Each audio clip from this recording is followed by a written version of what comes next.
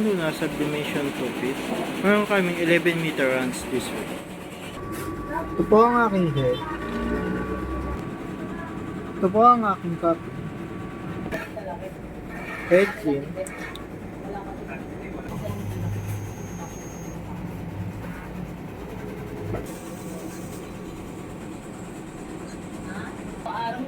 Nasa test.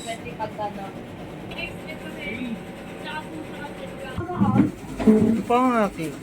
Ito ay tama lang. Ito po ang aking waist.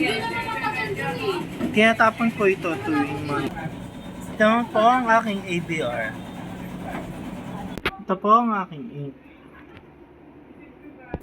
Ito naman po ang aking subli paper. Ito po ang aking workload this week. Ito po ang aking monitoring ng subli paper. Ito naman po ang aking ink. Black, cyan, magenta, at yellow. Ito naman po ang aking daily checklist.